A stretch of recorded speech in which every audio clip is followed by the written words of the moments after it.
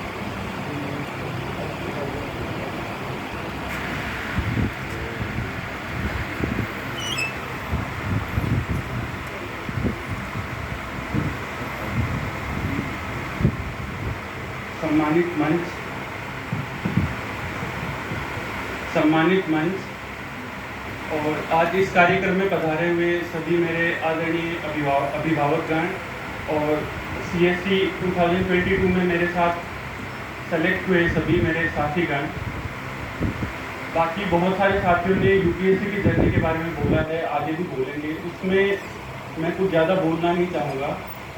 मैं सरजीत काजला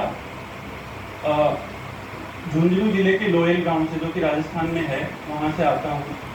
मेरी जर्नी में जो 2-3 बातें रही, वो जो अलग रही आम अभ्यर्थियों से, वो मैं आप सभी के साथ साझा करना चाहूँगा। एक बहुत ही निम्न मध्य वर्गीय किसान परिवार से निकल के और नवोदय विद्यालय के थ्रू जिसने मुझे सपने देखना सिखाया, वहाँ से अपने सफ़र की शुरुआत करके मैं दिल्ली विश्वविद्यालय आया था 2007 में। किरोड़ीमल कॉलेज दिल्ली विश्वविद्यालय से मैंने 2010 में अपना ग्रेजुएशन कंप्लीट किया। उसके बाद में UPSC में जाना एक सपना जो कि शुरू से रहा था, लेकिन उस टाइम के हालात को देखते हुए और मेरे परिवार के आर्थिक स्थिति को देखते हुए और उस टाइम पे क्योंकि इंटरनेट का ज़माना इतना था नहीं, संसाधन इतने थे नहीं और मुझे भी जागरूकता इतनी थी नहीं, तो मैंने ये फैसला किया कि पहले मैं खुद अपने पैरों पे खड़ा होऊंगा। उसके बाद में, क्योंकि UPSC की जर्नी बहुत कठिन हो सकती है, न सिर्फ आपके लिए मानसिक तौर पे, बल्कि आपके पेरेंट्स और आपकी फैमिली के लिए आर्थिक और सामाजिक तौर पे भी। तो मैं नहीं चाहता था उन पे बोझ बनना कि मुझे 3-4 साल या होता नहीं होता कि वो मुझे दिल्ली में मेरा खर्चा और अफोर्ड करें। तो मैंने डॉक्यूमेंट्री फिल्म मेकिंग का रुख अख्तियार किया। आज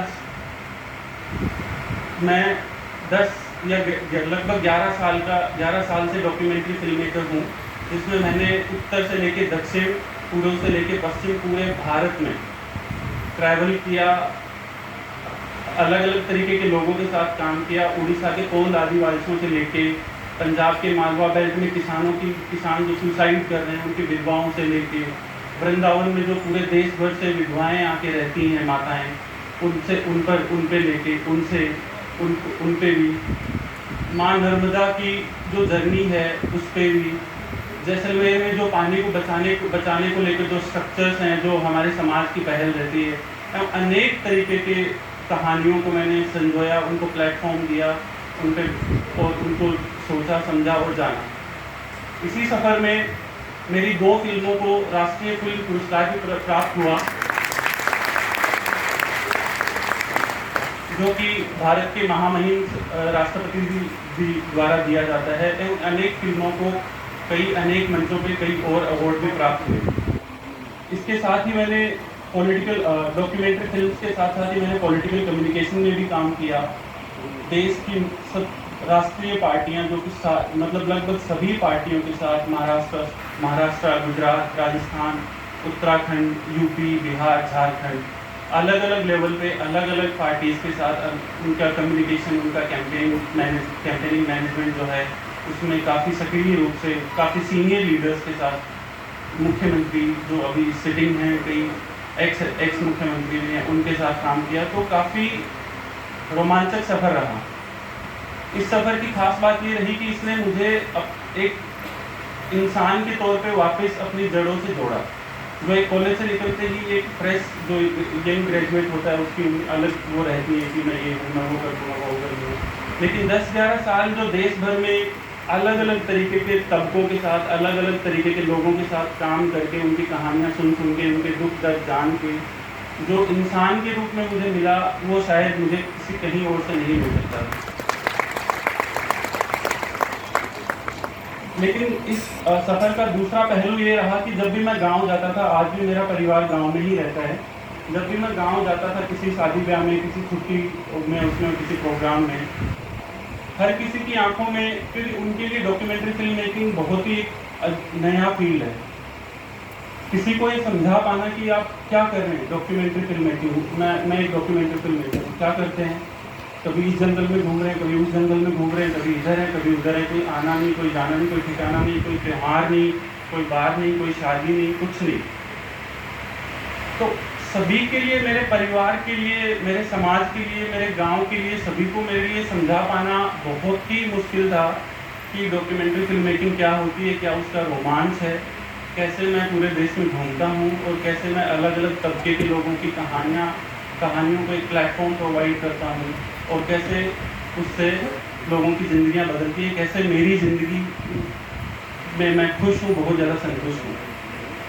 तो मेरी दोस्त है भावना, जो आज हमारे यहाँ बीच में नहीं बजा पाई किसी वजह से, और परिवार का हमेशा से सपोर्ट था। उसने मुझे स्पेशली वो किया कि क्यों ना तुम अलग अलग प्रोजेक्ट्स करते हो, एक प्रोजेक्ट 2-3 साल का होता है, 2-3 साल का होता है। अगर तुम्हारे माता पिता की, तुम्हारे परिवार की, तुम्हारे सारे समाज की इतनी उम्मीदें हैं तुमसे कि तुम कर लेते हैं, अगर सबका ये मानना है कि अगर तुम कर लेते तो आज कहीं बड़े अधिकारी होते, तो क्यों नहीं तुम इसको एक प्रोजेक्ट की तरह लो और इसको ट्राई करो। होता है तो ठीक है, नहीं तो तुम अपना काम कैरी ऑन कर सकते हो, अच्छा खासा चल रहा है। तो कोरोना ने मुझे वो ब्रेक दिया और 21 में फाइनली मैंने वो डिसीजन लिया कि let's give it a try, इसको करके देखते हैं, क्या पता। ठीक है, मलाल नहीं रहेगा ज़िंदगी भर, लोग बोलेंगे तो ये नहीं रहेगा कि मैंने नहीं किया, ये नहीं किया। ये मेरा दूसरा अटेम्प्ट रहा। 21 में मैं CSET में ही फेल हो गया था। उसके बाद में 22 में मेरा ये जो अटेम्प्ट था जिसमें मुझे 455th रैंक हासिल हुई। तो इस सफ़र में जो 2 बातें थी वो ये रही कि एक तो शिक्षा का बहुत ज़्यादा महत्व है। जो गरीब तबके से, मेरे जैसे तबके से आते हैं, निम्न मध्य वर्गीय परिवारों से, उनके लिए शिक्षा से बड़ा हथियार कोई नहीं है। दूसरा ये है कि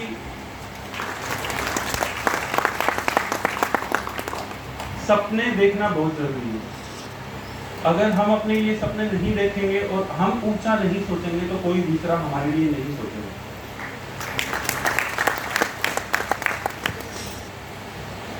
आप कहाँ से आते हैं इसका कोई महत्व नहीं रहता, आपको कहाँ जाना है उसका, वो ही सबसे इम्पोर्टेंट होता है आपकी लाइफ में। और आपको कहाँ जाना है वो सिर्फ आप और आप डिसाइड करेंगे। आपके लिए कोई भी बंधन, कोई भी लिमिटेशन कोई और डिसाइड नहीं कर सकता। जो भी लिमिटेशन, जो भी बंधन, जो भी मजबूरियाँ हैं, आर्थिक, सामाजिक, पारिवारिक होती हैं, बहुत ज़्यादा उनका असर होता है, मैं सब समझ सकता हूँ। लेकिन एक जो आपके दिमाग की मजबूरी होती है कि हाँ मेरा तो यही किस्मत है, मेरी तो किस्मत में यही है, यही